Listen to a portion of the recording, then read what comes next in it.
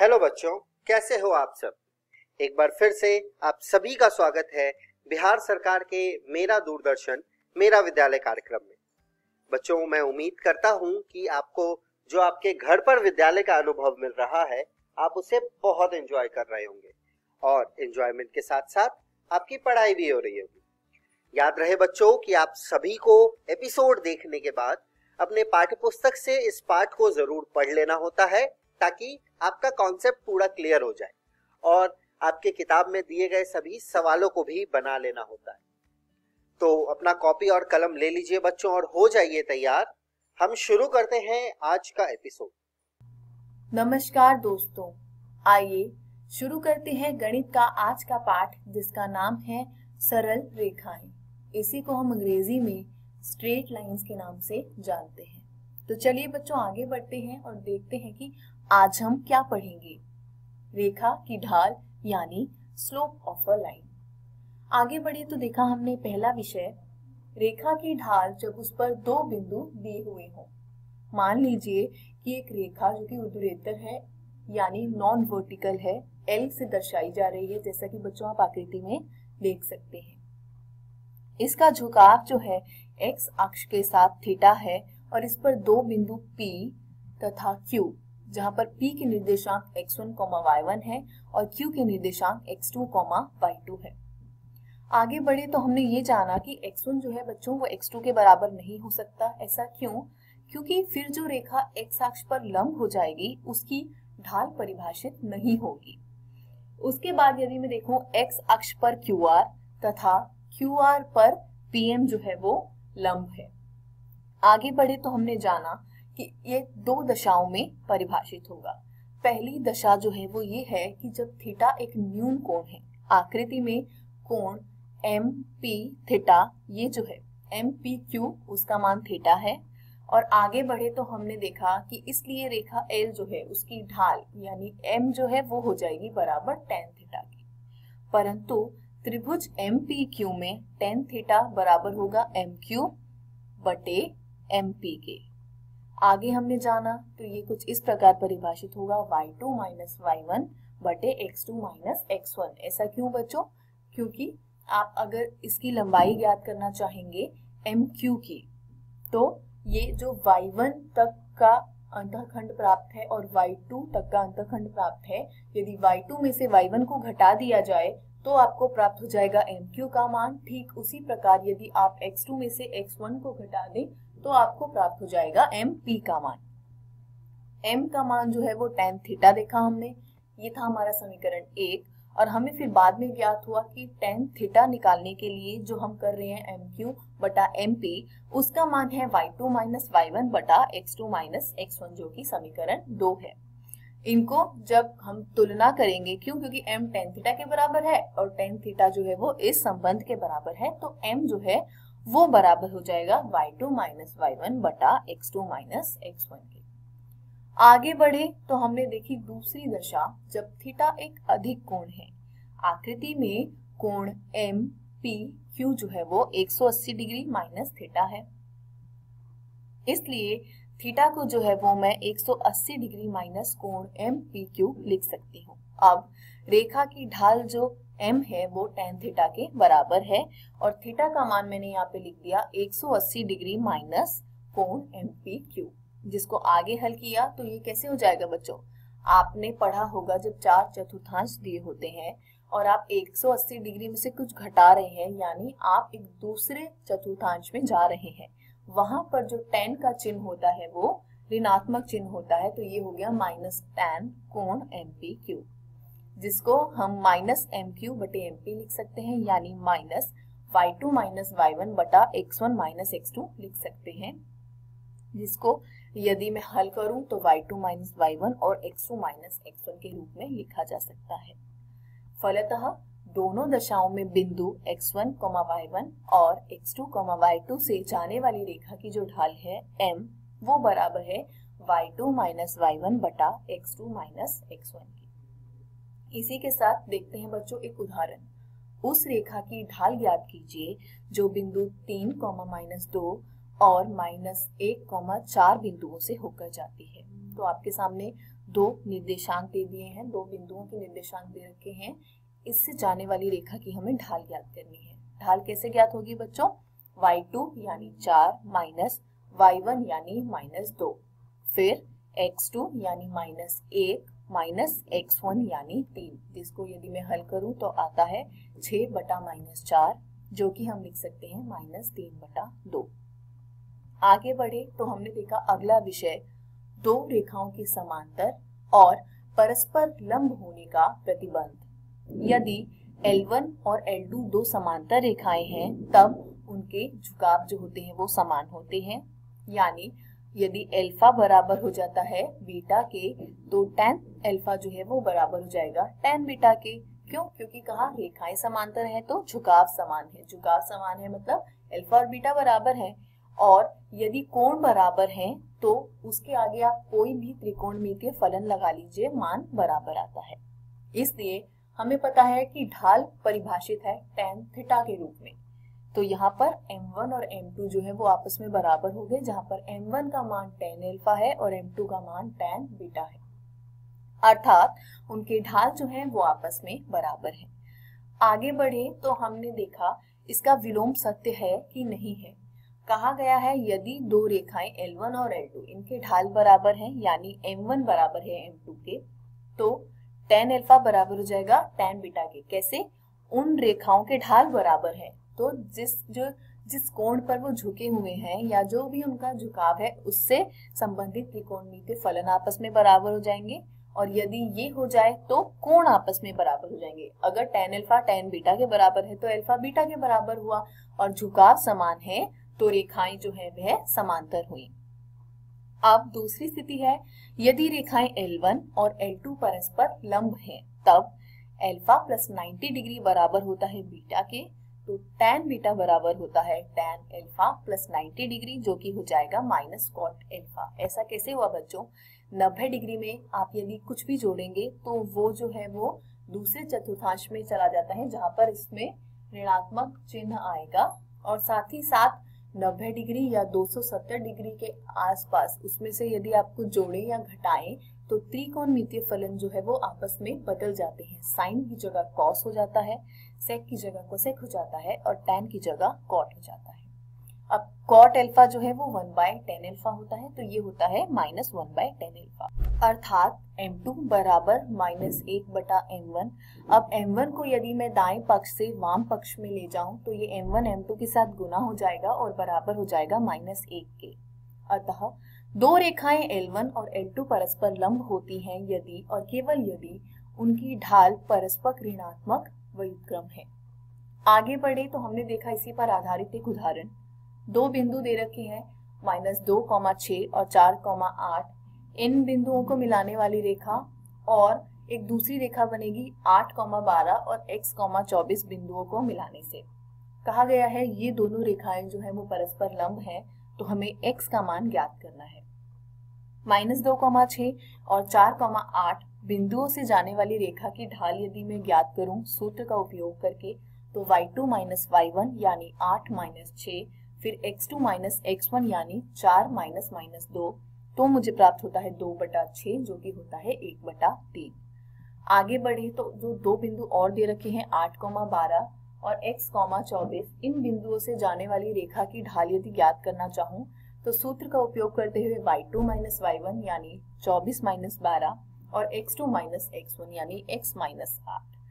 24 में से 12 गए, बचे 12/x-8। क्योंकि दोनों रेखाएं जो है वो लंब है इसलिए m1 × m2 बराबर होगा -1 के। m1 है 1/3 और m2 है 12/x-8। अब 3 जब 12 को भाग देगा तो वो हो जाएगा 4, यानी 4/x-8 बराबर हो जाएगा -1 के। अब बच्चों इसको आप अपनी पुस्तिका में हल कीजिए, वीडियो को थोड़ा पॉज कर लीजिए, तो आपको प्राप्त होगा कि x का मान जो है वो 4 है। इसी के साथ बढ़े अगले विषय की ओर, 3 बिंदुओं की संरेखता। यहाँ पर आपको क्या दे रखा है? एक आकृति दे रखी है बच्चों। यदि XY तल में A, B और C 3 बिंदु हैं, तब वे एक रेखा पर होंगे, अर्थात तीनों बिंदु संरेख होंगे यदि और केवल यदि जो AB है उसकी ढाल जो है वो बराबर हो जाए BC की ढाल के। इसी पर आधारित एक उदाहरण कर लेते हैं बच्चों। तीन बिंदु दे रखे हैं P, Q, R। P के निर्देशांक है H, K, Q के निर्देशांक है x1, y1 और R के निर्देशांक है x2, y2। अब कहा गया है कि ये एक रेखा पर है, तो हमें इस संबंध को सत्यापित करना है, यानी h माइनस x1 गुना y2 माइनस y1 बराबर होना चाहिए k माइनस y1 गुना x2 माइनस x1 के। क्योंकि बिंदु जो है वो तीनों संरेख हैं, तो PQ की ढाल जो है वो QR की ढाल के बराबर होगी, अर्थात y1 माइनस k, कुछ नहीं करना बच्चे, P और Q दोनों के जो निर्देशांक है उसको x1, y1 और y2 और x2 मानते हुए आप इस ढाल का जो सूत्र है उसमें इनके मान को डाल दीजिए। तो y1 माइनस k बटा x1 माइनस h बराबर होता है y2 माइनस y1 बटे x2 माइनस x1 के।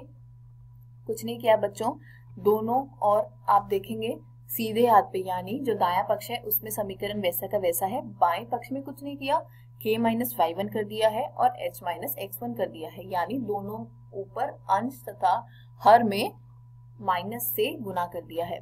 जब हमने इसको हल किया और फिर हमने इसको गुना किया, x2 माइनस x1 को बाएं पक्ष में ले आए, ठीक है बच्चों, तो उसको गुना हो जाएगा k माइनस y1 गुना x2 माइनस x1 के, और h माइनस x1 को जब मैं दाएं पक्ष में ले जाऊंगी तो वो गुना हो जाएगा y2 माइनस y1 के, यानी जो संबंध था वो सत्य सिद्ध हुआ।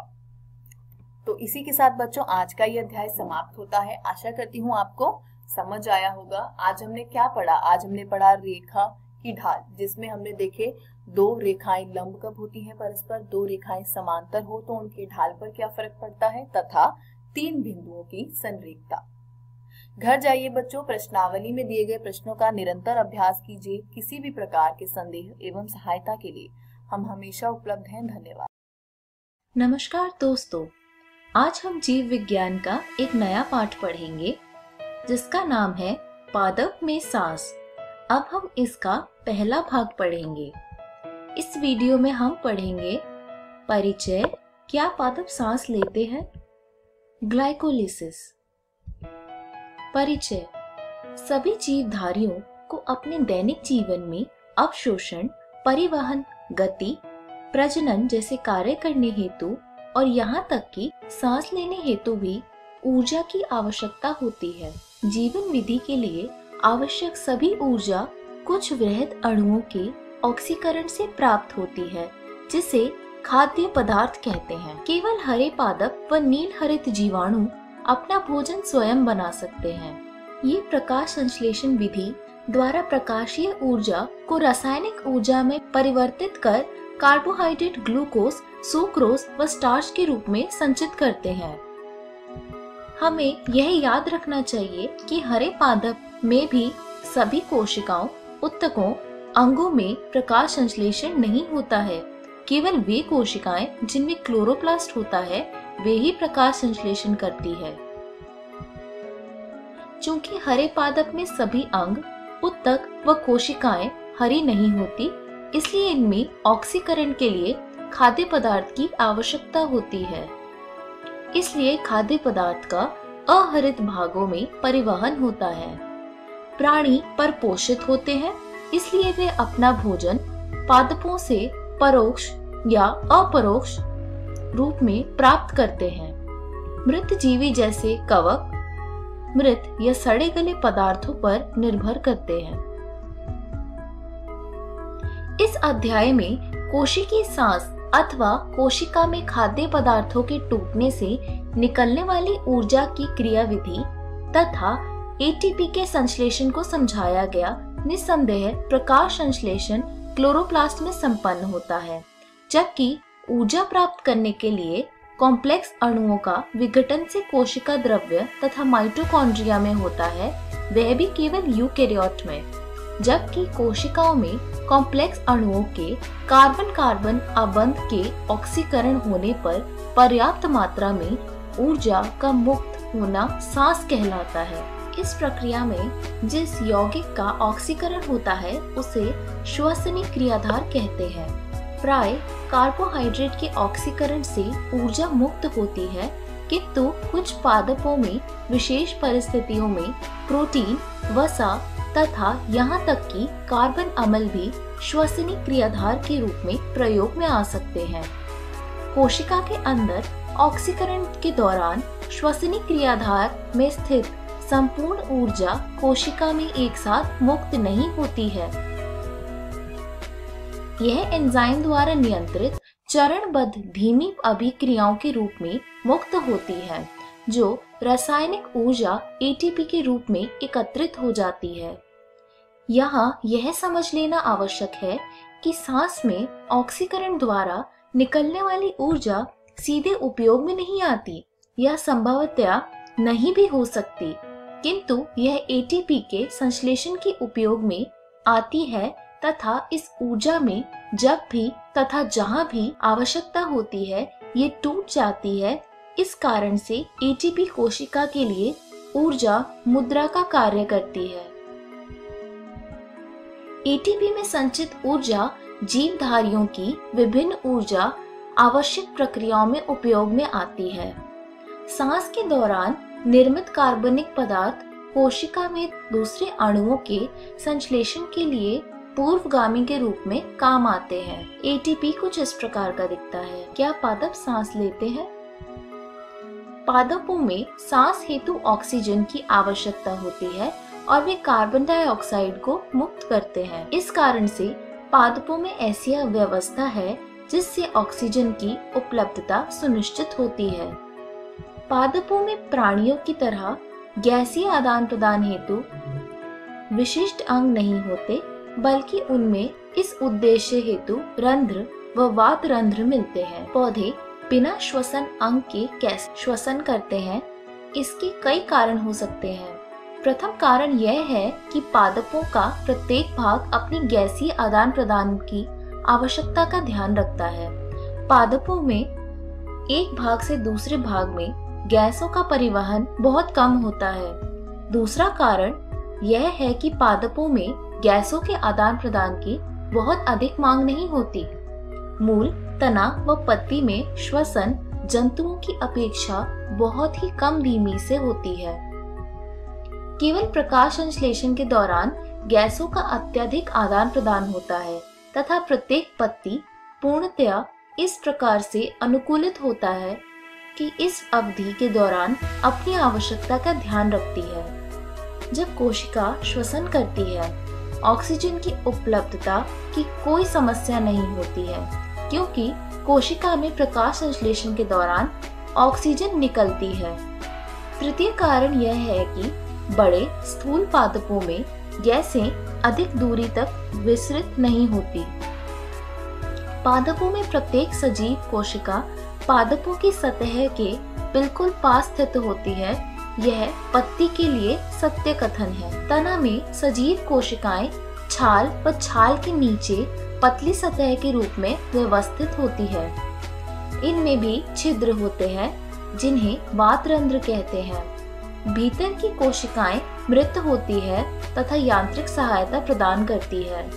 अतः पादपों की अधिकांश कोशिकाओं की तरह सतह हवा के संपर्क में होती है। यह पैरेन्काइमा कोशिकाओं के द्वारा इस कार्य को आगे बढ़ाते हैं, जो कि वायु रिक्तिकाओं के आपस में जुड़े हुए जाल रूपी रचना के कारण संभव होता है। ग्लूकोज के संपूर्ण दहन से अंतिम उत्पाद के रूप में कार्बन डाइऑक्साइड तथा जल के साथ ऊर्जा निकलती है, जिसका सर्वाधिक भाग ऊष्मा के रूप में निकल जाता है। यदि यह ऊर्जा कोशिका के लिए आवश्यक है तो इसका उपयोग कोशिका में दूसरे अणुओं के संश्लेषण में होना चाहिए। ऊर्जा पादप कोशिकाएं इस तरह से भोजन बनाती है कि ग्लूकोज अणु का अपचय से निकलने वाली संपूर्ण ऊर्जा मुक्त ऊष्मा के रूप में न निकल जाए।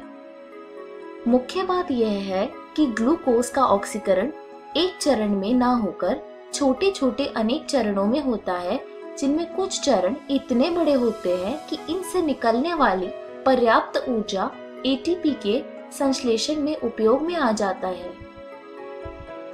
सांस की क्रियाविधि के दौरान ऑक्सीजन का उपयोग होता है तथा कार्बन डाइऑक्साइड जल तथा ऊर्जा उत्पाद के रूप में निकलती है। दहन अभिक्रिया के लिए ऑक्सीजन की आवश्यकता होती है, परंतु कुछ कोशिकाएं ऑक्सीजन की उपस्थिति और अनुपस्थिति में भी जीवित रहती है। ग्लाइकोलिसिस। ग्लाइकोलिसिस शब्द की उत्पाद ग्रीक शब्द ग्लाइकोस अर्थात शर्करा एवं लाइसिस अर्थात टूटना से हुआ। ग्लाइकोलिसिस की प्रक्रिया गुस्ताव एम्बेडेन, ऑटो मेयरहॉफ और जे पारनास ने दी थी। अनॉक्सी जीवों में सांस लेने की केवल यही प्रक्रिया है। ग्लाइकोलिसिस कोशिका द्रव्य में संपन्न होता है और यह सभी सजीवों में मिलता है। इस प्रक्रिया में ग्लूकोज आंशिक ऑक्सीकरण द्वारा पायरुविक अम्ल के 2 अणुओं में बदल जाता है। पादपों में यह ग्लूकोज सुक्रोज से प्राप्त होता है, जो कि प्रकाश संश्लेषित कार्बन अभिक्रियाओं का अंतिम उत्पाद है या संचित कार्बोहाइड्रेट से प्राप्त होता है। सुक्रोज इन्वर्टेज नामक एंजाइम की सहायता से ग्लूकोज तथा फ्रक्टोज में परिवर्तित हो जाता है। ये दोनों मोनोसैकेराइड सरलता से ग्लाइकोलाइटिक चक्र में प्रवेश कर जाते हैं। ग्लूकोज एवं फ्रक्टोज हेक्सोकाइनेज एंजाइम द्वारा फॉस्फीकृत होकर ग्लूकोज 6 फॉस्फेट बनाते हैं। ग्लूकोज का फॉस्फीकृत रूप सामान्यीकरण द्वारा फ्रक्टोज 6 फॉस्फेट में परिवर्तित हो जाता है। ग्लाइकोलिसिस में 10 श्रृंखलाबद्ध अभिक्रियाओं में विभिन्न एंजाइम द्वारा ग्लूकोज से पाइरुवेट का निर्माण होता है। ग्लाइकोलिसिस के विभिन्न चरणों के अध्ययन के दौरान उन चरणों पर ध्यान दें जिसमें एटीपी का उपयोग अथवा संश्लेषण होता है। एटीपी का उपयोग 2 चरणों में होता है। पहले चरण में जब ग्लूकोज 6 फॉस्फेट में परिवर्तन होता है तथा दूसरे चरण में वह दूसरे फ्रक्टोज 6 फॉस्फेट का फ्रक्टोज 1,6 डाइफॉस्फेट में परिवर्तन होता है। फ्रक्टोज 1,6 डाइफॉस्फेट टूटकर डाइहाइड्रोक्सी एसीटोन फॉस्फेट तथा 3-फॉस्फोग्लिसरैल्डिहाइड यानी PGAL बनाता है। जब 3-फॉस्फोग्लिसरैल्डिहाइड PGAL का 1,3-बाइफॉस्फोग्लिसरेट यानी DPGA में परिवर्तन होता है तो NAD+ से NADH+H+ का निर्माण होता है। PGAL के 2 समान अपचयोपचय रिडॉक्स 2 हाइड्रोजन अणु पृथक होकर NAD के 1 अणु की ओर स्थानांतरित होता है। PGAL ऑक्सीकृत होकर अकार्बनिक फॉस्फेट से मिलकर DPGA में परिवर्तित हो जाता है। DPGA का 3-फॉस्फोग्लिसरिक अम्ल में परिवर्तन ऊर्जा उत्पादन करने वाली प्रक्रिया है। इस ऊर्जा का उपयोग ATP निर्माण में होता है। PEP यानी फॉस्फेनॉल पाइरुवेट का पायरुविक अम्ल में परिवर्तन के दौरान भी ATP का निर्माण होता है। पायरुविक अम्ल ग्लाइकोलिसिस का मुख्य उत्पाद है। पायरुवेट का उपापचय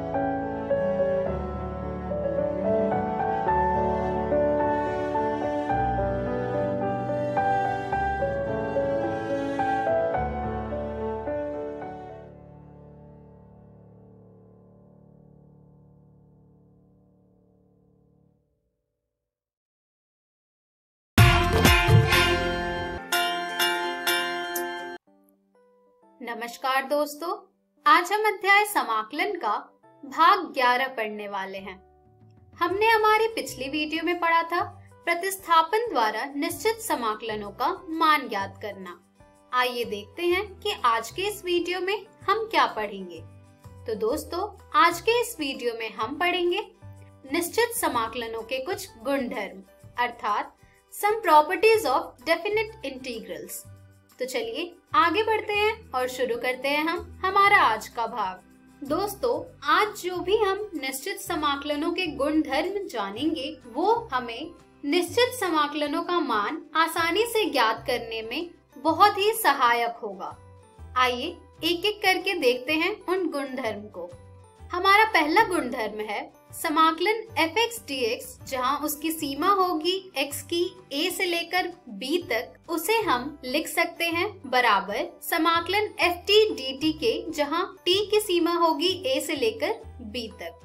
हमारा अगला गुणधर्म है समाकलन f(x) dx, जहाँ x की सीमा होगी a से लेकर b तक, बराबर होगी समाकलन f(x) dx, जहाँ x की सीमा होगी b से लेकर a तक घटा चिन्ह के साथ, जिसमें कि हमें यहाँ पर ध्यान देने की जरूरत है, जो कि होगी विशिष्टता समाकलन f(x) dx, जहाँ पर x की सीमा होगी a से लेकर b तक बराबर होगी 0 के।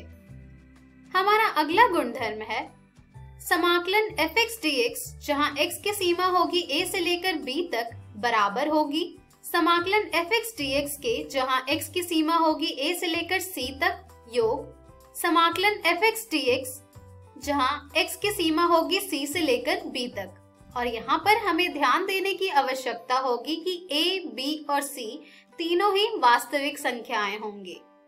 आइए एक एक उदाहरण देखते हैं इस पर आधारित। ये हैं हमारे गुणधर्म।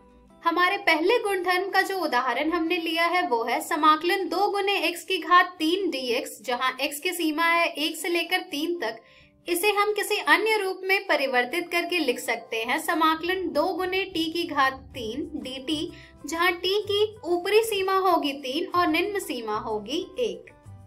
इसी प्रकार से हमने दूसरे गुणधर्म का उदाहरण भी यही लिया है, जिसको कि हम अन्य रूप में लिख सकते हैं घटा समाकलन 2 गुने t की घात 3 dt, जहाँ हमारी निम्न सीमा होगी 1 और ऊपरी सीमा हो जाएगी 3, क्योंकि यहाँ पर हमें जो समाकलन दिया गया था उसमें हमारी निम्न सीमा 3 थी और ऊपरी सीमा 1 थी। तो यहाँ हम घटा का चिन्ह लगाकर उन सीमाओं को भी बदल सकते हैं। चलिए दोस्तों, अब हम तीसरे गुणधर्म का उदाहरण देखते हैं। यहाँ पर हमने जो उदाहरण लिया है वो है समाकलन 2 गुने x की घात 3 dx, जहाँ पर हमारे x की निम्न सीमा है 1 और ऊपरी सीमा है 3। तो इसे हम अन्य रूप में परिवर्तित करके अर्थात गुणधर्म के अनुसार लिख सकते हैं समाकलन 2 गुने x की घात 3 dx, जहाँ x की सीमा होगी 1 से लेकर 2 तक, योग समाकलन 2 गुने x की घात 3 dx, जहाँ x की निम्न सीमा होगी 2 और ऊपरी सीमा होगी 3। तो दोस्तों, देखा आपने कि किस तरह हम इन गुणधर्म का प्रयोग करके समाकलन को अन्य रूप में परिवर्तित करते हैं ताकि हमें इसका समाकलन आसानी से प्राप्त हो जाए। इसी प्रकार से और भी गुणधर्म है, आइए देखते हैं अब हम उन्हें। हमारा अगला गुणधर्म है समाकलन f(x) dx, जहाँ x की निम्न सीमा है 1 और ऊपरी सीमा है b, बराबर होगी समाकलन f गुने f a योग b घटा x dx के, जहाँ x बराबर होगा a से लेकर b तक। हमारा अगला गुणधर्म है समाकलन f(x) dx, जहाँ x बराबर है 0 से लेकर a तक। इसे हम अन्य रूप में परिवर्तित करेंगे अर्थात गुणधर्म के अनुसार। तो दोस्तों, इसे हम लिख सकते हैं f a घटा x dx, जहाँ x बराबर होगा 0 से लेकर a तक। हमारा अगला गुणधर्म है समाकलन f(x) dx, जहाँ x बराबर होगा 0 से लेकर 2a तक। इसे हम लिख सकते हैं दोस्तों बराबर समाकलन f(x) dx, जहाँ x बराबर होगा हमारा 0 से लेकर a तक, योग समाकलन f 2a घटा x dx, जहाँ हमारा x बराबर होगा 0 से लेकर a तक। तो दोस्तों, ये कुछ और गुणधर्म है जिनका कि हम प्रयोग करेंगे समाकलन को हल करने में। इन सभी गुणधर्म को आप अच्छी तरह से ध्यान में रखें ताकि आप जब इस पर आधारित प्रश्नों को हल करेंगे तो आप आसानी से इसे परिवर्तित कर पाए। आइए कुछ और गुणधर्म को देखते हैं। समाकलन f(x) dx, जहाँ x बराबर होगा 0 से लेकर 2a तक, इसे हम लिख सकते हैं दोस्तों बराबर 2 गुने समाकलन f(x) dx, जहाँ x बराबर होगा 0 से लेकर a तक। यदि f 2a घटा x बराबर होगा f(x) के, जो कि बराबर होगा 0 के, और यदि f 2a घटा x बराबर होगा घटा f(x) के। हमारा अगला गुणधर्म है दोस्तों समाकलन fx dx, जहाँ x बराबर होगा घटा a से लेकर a तक। तो इससे हम लिख सकते हैं बराबर 2 गुने समाकलन fx dx, जहाँ x बराबर होगा 0 से लेकर a तक। यदि f एक सम फलन है, अर्थात यदि f घटा x बराबर है fx के, तो और समाकलन fx dx, जहाँ x बराबर है घटा a से लेकर a तक, बराबर होगा 0 के। यदि f एक विषम फलन है, अर्थात यदि f घटा x बराबर होगा घटा fx के, तो दोस्तों ये थे कुछ गुणधर्म निश्चित समाकलन के, जिनका हम प्रयोग करेंगे समाकलन ज्ञात करने में। तो दोस्तों इन गुणधर्म को आप अच्छी तरह से ध्यान में रखें, ताकि प्रश्नों को हल करेंगे हम तब आप इसका प्रयोग कर पाएं। आइए अब हम बढ़ते हैं कुछ प्रश्नों की ओर। हमारा लिया गया उदाहरण है समाकलन मोड x की घात 3 घटा x dx, जहाँ x बराबर है हमारा घटा 1 से लेकर 2 तक का मान ज्ञात कीजिए। तो दोस्तों आइए देखते हैं कि इस प्रकार के प्रश्नों को हम कैसे हल करते हैं।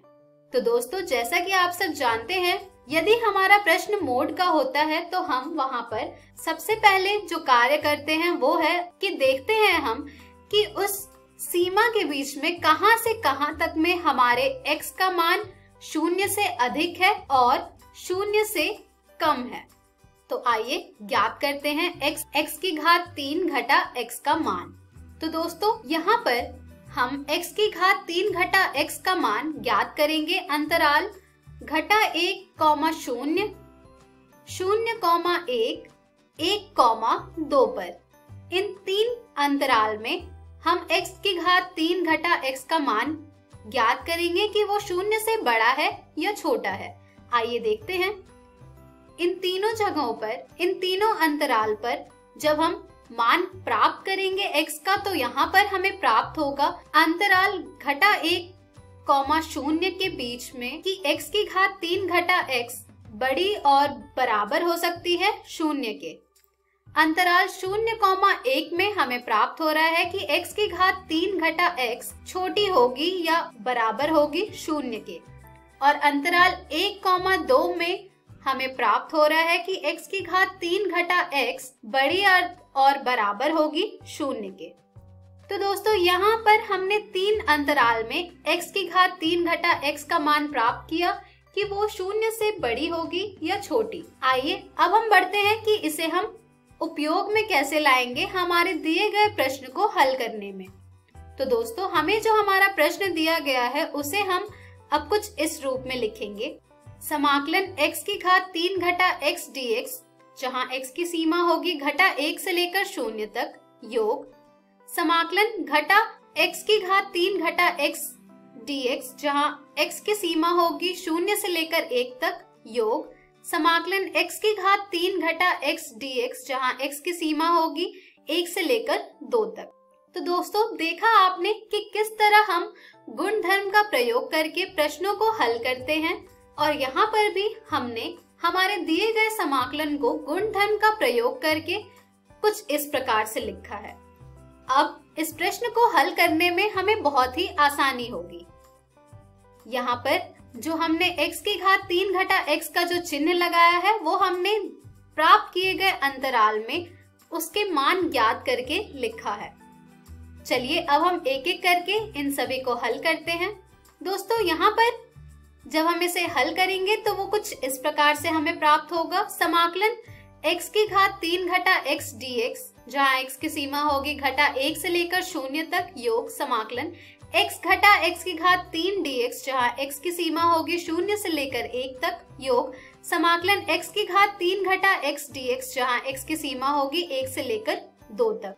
चलिए जिसे हम पुनः हल करेंगे दोस्तों, तो यहाँ से हमें ये प्राप्त हो जाएगा x की घात 4/4 घटा x की घात 2/2, जहाँ पर हमारी निम्न सीमा होगी घटा 1 और ऊपरी सीमा होगी 0, योग x की घात 2/2 घटा x की घात 4/4, जहाँ पर हमारी निम्न सीमा होगी x की 0 और ऊपरी सीमा होगी 1, योग x की घात 4/4 घटा x की घात 2/2, जहाँ पर हमारे x की सीमा होगी निम्न 1 और ऊपरी सीमा होगी 2।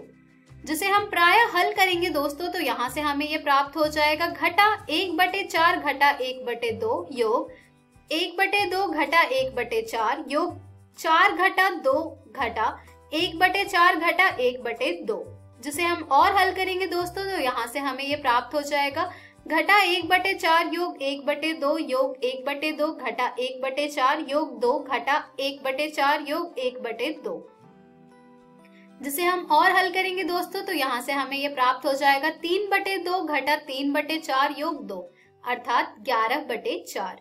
तो दोस्तों यहाँ पर हमारे दिए गए प्रश्न का जो हमें मान प्राप्त हुआ है वो है 11/4।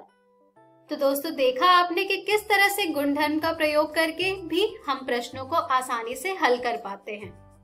आइए अब हम बढ़ते हैं हमारे अगले उदाहरण की ओर। हमारा अगला उदाहरण है समाकलन साइन वर्ग x dx, जहाँ x बराबर होगा घटा π/4 से लेकर π/4 तक का मान ज्ञात कीजिए। आइए देखते हैं दोस्तों कि इस तरह के प्रश्न को हम कैसे हल करेंगे। यहाँ पर इस प्रश्न को हल करने के लिए हमारा जो सबसे पहला चरण होगा वो होगा ये देखना होगा कि साइन वर्ग x जो है वो एक समफलन है। तो दोस्तों यहाँ पर हम समाकलन साइन वर्ग x dx, जहाँ x बराबर है घटा π/4 से लेकर π/4 तक, तो इसे हम कुछ इस प्रकार से लिख सकते हैं कि 2 गुने समाकलन साइन वर्ग x dx, जहाँ x बराबर होगा 0 से लेकर π/4 तक। दोस्तों यहाँ पर हमने गुणधर्म का प्रयोग किया है। इसके बाद हम साइन वर्ग x को cos के रूप में लिखेंगे। तो दोस्तों यहाँ से हम इसे लिख सकते हैं 2 गुने समाकलन 1 घटा cos 2x/2 dx, जहाँ x बराबर होगा 0 से लेकर π/4 तक, जिसे हम प्राय हल करेंगे दोस्तों तो यहाँ से हमें ये प्राप्त हो जाएगा 2 गुने 1/2 समाकलन 1 घटा cos 2x dx, जहाँ x बराबर होगा 0 से लेकर π/4 तक, जिसे हम प्राय हल करेंगे दोस्तों तो यहाँ से हमें ये प्राप्त हो जाएगा x घटा 1/2 साइन 2x, जहाँ हमारे x की निम्न सीमा होगी 0 और ऊपरी सीमा होगी π/4। अब जब हम इसका मान प्रतिस्थापित करके अंतर ज्ञात करेंगे ऊपरी और निम्न सीमा की, तो दोस्तों यहाँ से हमें ये प्राप्त हो जाएगा π/4 घटा 1/2 साइन 2 गुने π/4 घटा 0 अर्थात π/4 घटा 1/2 साइन π/2, जिसे हम और हल करेंगे दोस्तों तो यहाँ से हमें ये प्राप्त हो जाएगा π/4 घटा 1/2। तो दोस्तों देखा आपने कि किस तरह से हम गुणधर्म का प्रयोग करके प्रश्नों को और भी आसानी से हल कर पा रहे हैं। तो दोस्तों इस तरह के और भी प्रश्न आपको आपकी NCERT पुस्तक में मिल जाएंगे, जिन्हें आप जरूर हल करें। तो आज के इस वीडियो में हमने सीखा निश्चित समाकलनों के कुछ गुणधर्म। हम हमारे अगले वीडियो में जानेंगे प्रैक्टिस क्वेश्चंस। धन्यवाद।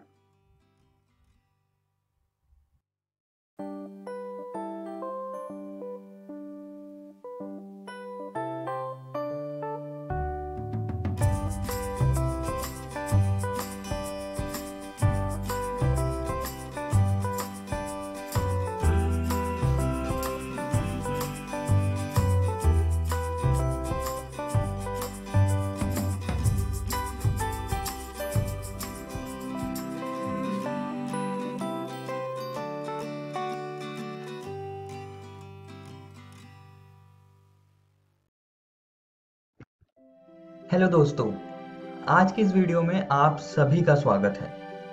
आज हम आपका अध्याय विकास का भाग 3 पढ़ने जा रहे हैं। पिछली वीडियो में हमने विकास के प्रमाण और अनुकूली विकिरण को पढ़ा था।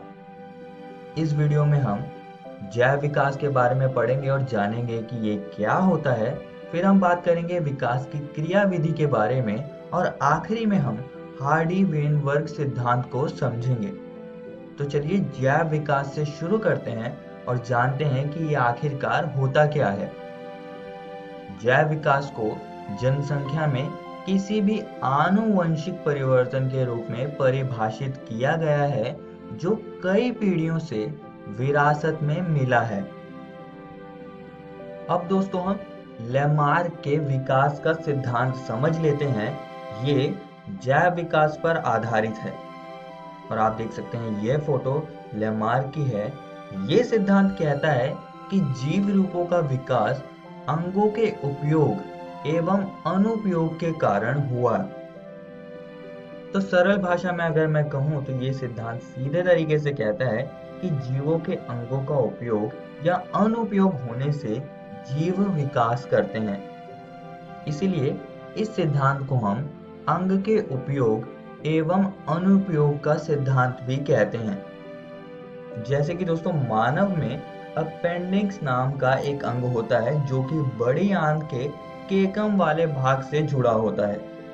ये एक समय पर कार्य करता था, लेकिन विकास की वजह से इसने अपना कार्य करने की क्षमता खो दी और अब तो ये कोई काम करता भी नहीं है। आइए दोस्तों इस सिद्धांत को हम जिराफ के गर्दन में बढ़ाव के उदाहरण से समझ लेते हैं। अब दोस्तों ऐसा बोला जाता है कि जिराफ की पॉपुलेशन में लंबी गर्दन और छोटी गर्दन वाले जिराफ थे। जो लंबी गर्दन वाले जिराफ थे वो आसानी से पेड़ों के ऊपर की पत्तियों को खा पाते थे, तो इसलिए ये खासियत ज्यादा अच्छी थी जीवन के लिए। और फिर बाद में धीरे धीरे विकास की प्रक्रिया की वजह से बाकी जिराफों में भी ये लंबी गर्दन वाली विशेषता दिखने लगी। तो हम कहीं ना कहीं कह सकते हैं प्राकृतिक वर्ण की वजह से ये चीज हुई थी। अब प्राकृतिक वर्ण क्या है इसके बारे में हमने अपनी पहले 2 वीडियोस में बात कर चुके हैं। अब दोस्तों मेरा एक प्रश्न है कि जो विकास है वो एक प्रक्रम है या वो प्रक्रमों का परिणाम है? जरा सोचिए इस बारे में। तो इसका जवाब है ये दोनों हैं। अगर हम दुनिया के संबंध में बात करें तो विकास एक प्रक्रम है जिसकी वजह से ये पृथ्वी बनी, ये ब्रह्मांड बना। लेकिन अगर हम जीवन के संबंध में बात करें कि कैसी ये जीवन आया और उसमें कैसे विकास हुआ, तब ये प्रक्रमों का परिणाम होगा। जैसे कि प्राकृतिक वर्ण हम उदाहरण के रूप में ले सकते हैं। आइए दोस्तों अब डार्विन का सिद्धांत पढ़ लेते हैं। इस सिद्धांत की धारणा है प्राकृतिक वर्ण और ये सिद्धांत लेमार्क के सिद्धांत के बाद आया था। अब दोस्तों इस बात की संभावना है कि जनसंख्या पर थॉमस माल्थस का काम के आधार पर यह सिद्धांत डार्विन ने प्रस्तावित किया था, क्योंकि जो ये डार्विन का सिद्धांत है ये प्राकृतिक वर्ण पर आधारित है और प्राकृतिक वर्ण कुछ खास प्रेक्षणों पर आधारित है जो कि तथ्यात्मक है। और ये खास प्रेक्षण कहाँ से हमको मिले? ये मिले थे थॉमस माल्थस के काम से। तो इसमें जो सबसे पहला बिंदु है वो है प्राकृतिक संसाधन सीमित हैं, जिसकी वजह से प्रतिस्पर्धा होगी और प्रकृति सबसे ज्यादा योग्य जीव का ही वर्ण करेगी जीवन के लिए। दूसरा बिंदु है मौसमी उतार चढ़ावों को छोड़कर जीव संख्या स्थिर रहती है, क्योंकि एक आबादी में कुछ जीव मौसमी प्रजनक होते हैं और कुछ तो कभी भी प्रजनन कर सकते हैं। तीसरा बिंदु है एक जीव संख्या के सदस्य विशिष्टताओं में भिन्न होते हैं। चौथा विषय बिंदु है अधिकतम वृद्धि। तो किसी भी जनसंख्या में अधिकतम वृद्धि होगी, लेकिन बाद में कुछ टाइम पर संसाधनों के लिए प्रतिस्पर्धा वहां पर होगी, उसके लिए प्रतियोगिता होगी, जिसकी वजह से अधिकतम वृद्धि नहीं होगी। जो कि हम यहाँ पर कह रहे हैं कि वास्तविकता में जीव संख्या का आकार सीमित है, इसका मतलब है कि संसाधनों के लिए प्रतियोगिता है। तो ये सारी बातें कहीं ना कहीं प्राकृतिक वर्ण से जुड़ी हैं, जिस पर कि डार्विन का सिद्धांत आधारित है।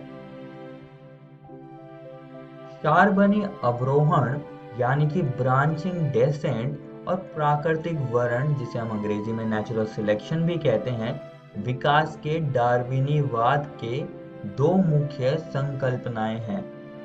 और इसमें से हम प्राकृतिक वर्ण के बारे में पहले ही पढ़ चुके हैं, तो यहाँ पर हम शार्बनी अवरोहण यानी कि ब्रांचिंग डेसेंट को समझ लेते हैं। इसे एक ऐसी प्रक्रिया के रूप में परिभाषित किया गया है जिसके द्वारा नई प्रजातियां एक ही सामान्य वंश यानी कि प्रजाति से उत्पन्न होती है। आइए इसको एक उदाहरण से समझ लेते हैं। अब प्रजाति एक ने 2 जीवों को उत्पन्न किया और इनमें से एक जीव अपने पर्यावरण के हिसाब से उसने विकास किया और नई प्रजाति 2 में बदल गया। ऐसे ही कई पीढ़ियों तक होता है और इसमें ऐसा होता है कि कई प्रजातियां एक ही सामान्य वंश से उत्पन्न होती हैं। तो इसे ही हम शार्वरीय अवरोहण यानी कि ब्रांचिंग डेसेंट कहते हैं। अब दोस्तों आगे बढ़ते हैं और विकास की क्रियाविधि को समझ लेते हैं। प्रजातिकरण यानी कि स्पीशिएशन एक विकासवादी प्रक्रिया है जिसके द्वारा नई प्रजातियां उत्पन्न होती हैं। तो इसका मतलब है कि जब कोई नई प्रजाति उत्पन्न होती है तब कहा जाता है कि विकास हुआ है। अब किन प्रक्रियाओं से या किन वजहों से ये नई प्रजातियां उत्पन्न होती होंगी। अब दोस्तों हम जानते हैं कि मेंडल ने कारकों के बारे में कहा था कि ये कारक किसी जीव का फिनोटाइप पर प्रभाव डालते हैं, लेकिन डार्विन के अनुसार वंशानुगत विविधता वे कारण हैं जो एक पीढ़ी से दूसरी पीढ़ी तक जमा होते रहते हैं और अंततः नई प्रजातियों को जन्म देते हैं। फिर एक और शख्स थे जिनका नाम था ह्यूगो डी विरीज। इनका कहना कुछ अलग था विकास की क्रियाविधि के बारे में। इन्होंने कहा कि विकास उत्परिवर्तन से होता है, ना कि विविधता से, जो कि डार्विन ने कहा था। अब हम जानते ही हैं कि उत्परिवर्तन क्या होता है। ये जब किसी जीनोम के जीन में कोई स्थायी परिवर्तन होता है तब वहां पर हम कहते हैं कि उत्परिवर्तन हो गया है। और जब एकल विशाल उत्परिवर्तन से कोई भी विकास होता है तब ह्यूगो डी विरीज ने उसे सॉल्टेशन कहा। तो ये सारी बातें आप सभी को याद रखनी है। अब दोस्तों विविधता और उत्परिवर्तन एक हद तक एक जैसे शब्द लगते हैं जिससे कि बदलाव आता है। तो आइए इनमें हम भेद कर लेते हैं। एक तरफ मैं विविधता यानी कि वेरिएशन को लिख देता हूं और दूसरी तरफ मैं उत्परिवर्तन यानी कि म्यूटेशन को लिख देता हूं। विविधता छोटा होता है जबकि उत्परिवर्तन विशाल होता है। विविधता के छोटे होने की वजह से ये जीव रूपों में अचानक परिवर्तन नहीं ला सकता, जबकि उत्परिवर्तन विशाल होता है तो ये अचानक परिवर्तन ला सकता है। विविधता को संचय की आवश्यकता होती है जबकि उत्परिवर्तन को संचय की आवश्यकता नहीं होती है। विविधता दिशात्मक होते हैं जबकि उत्परिवर्तन रैंडम और दिशाहीन होते हैं। विविधता धीमी गति से होता है जबकि उत्परिवर्तन अचानक से हो सकता है। चलिए दोस्तों अब आगे बढ़ते हैं और हार्डी वेनबर्ग सिद्धांत को समझ लेते हैं। इसे G.H. हार्डी और W. वेनबर्ग ने प्रस्तावित किया था। इस सिद्धांत में कहा गया है कि जनसंख्या को आनुवंशिक संतुलन में कहा जाता है यदि यह किसी भी प्रकार के विकासवादी परिवर्तन से नहीं गुजर रहा है।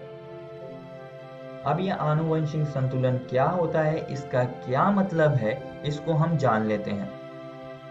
आनुवंशिक संतुलन का मतलब है जीव संख्या में अलील आवृत्तियों और उनके लोकस सुस्थिर होती हैं, जो एक पीढ़ी से दूसरी पीढ़ी तक निरंतर रहते हैं।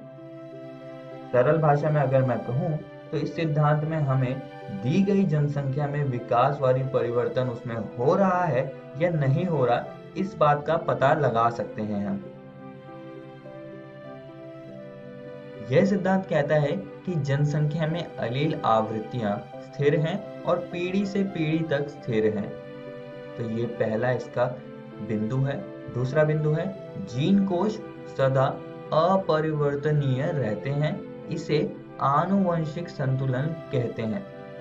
और इस सिद्धांत का तीसरा बिंदु है सभी अलील आवृत्तियां एक होती हैं। तो ये तीनों बिंदु आप सभी दोस्तों को याद रखने हैं। और अगर आपको परीक्षा में इस सिद्धांत के बारे में पूछा जाए तो आपको ये 3 बिंदु वहां पर जरूर लिखने हैं।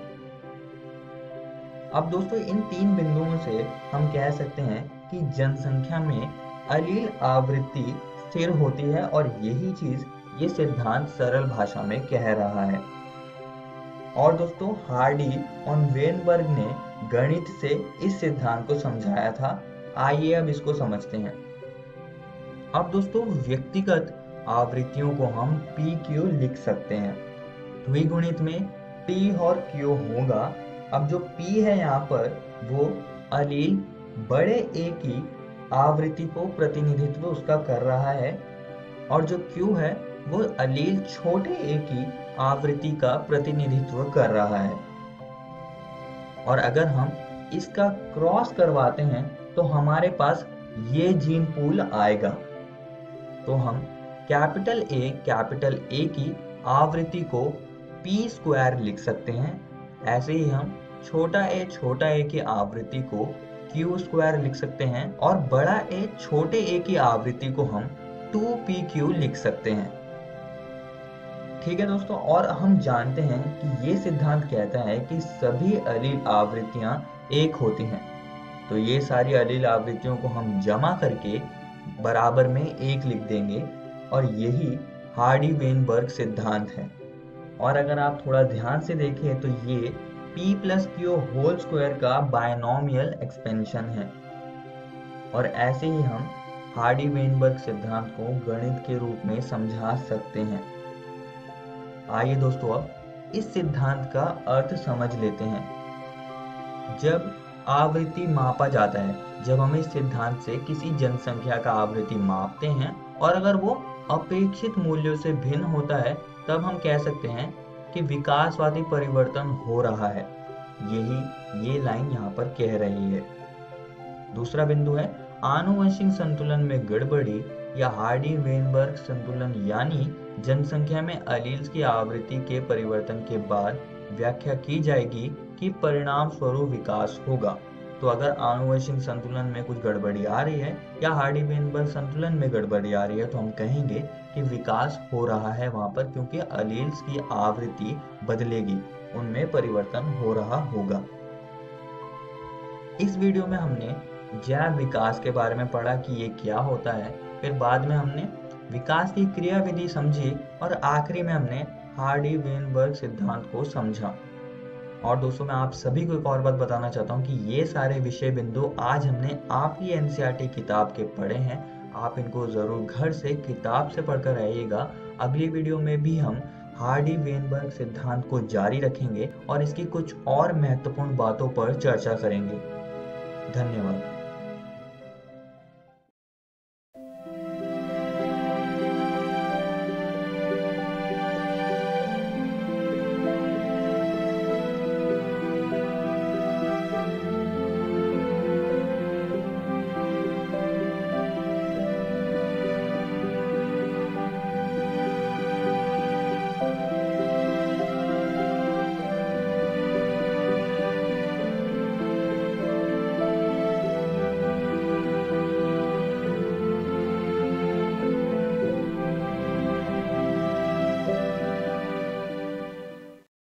मिलते हैं बच्चों अगले एपिसोड में कुछ और रोचक पाठ के साथ।